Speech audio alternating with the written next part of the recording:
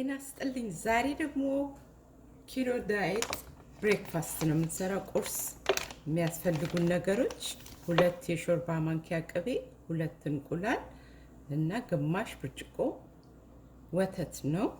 ከዚህ ዱቄት ጋር ቀላቅለ ነው እንደዚሁ የሚሸጥ ነው እናዘጋጃለን። ይሄ ለቁርስ ለምሳም ቢሆን ለስናክ ልንመገበው እንችላለን። ወደ ስራው ቀጥታ እንግባ። በመጀመሪያ 2 እንቁላል እመታለሁ።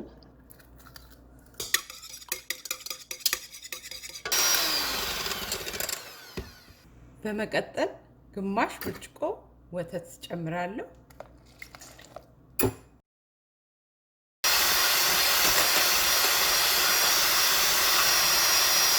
ሁለት የሾርባ ማንኪያ የቀለጠ ቅቤ ጨምራለሁ።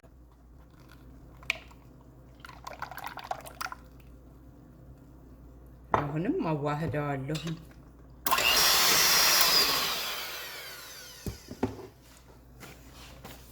ቀጥዬ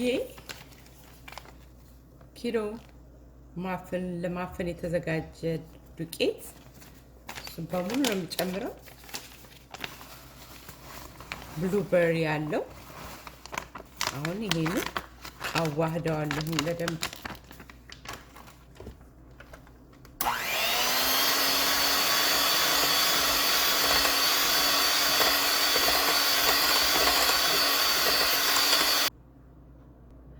ማፍን መጋገሪያችን ይሄ ነው። ለእያንዳንዱ ከስሩ እንዳይጣበቅ በማለት ነው።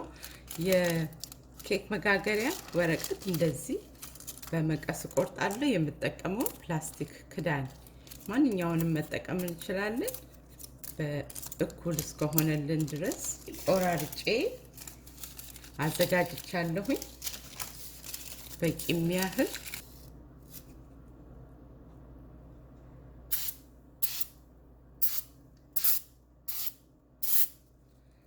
ከዛ በእያንዳንዱ ላይ ከስሩ በቀላሉ እንዲወጣልን ማለት ነው። የተረጨው ራሱ በቂ ነው፣ ግን ለማንኛውም ይሄ ሁሉ ጊዜ መጋገሪያ ወረቀት መጋገሪያችን ላይ እንዳይጣበቅ ይረዳል። እንቀጥለዋለን።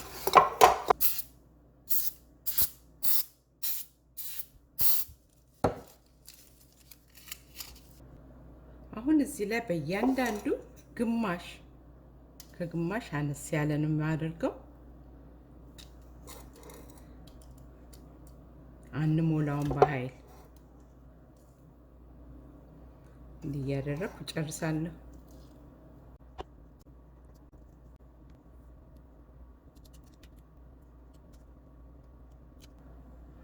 ኦቭኒን 325 ላይ አድርጌ እያሞኩት ነው ያለሁት። ገና ሲጀምር ይሄን እያሞኩ ነበረ። ለ17 ደቂቃ እጋግረዋለሁ። ከ17 እስከ 23 ደቂቃ ያው የጋገርኩት ማፍን እንደዚህ ሆኖ ቆንጆ ወጥቷል። አሁን ይሄንን ሌላውንም እንደዚህ አወጣዋለሁኝ። እዚህ ሆኗል። ወረቀቱን ብድግ እናደርገዋለን። እንደዚህ ቆንጆ ቆንጆ ሆኖ ይወጣልናል።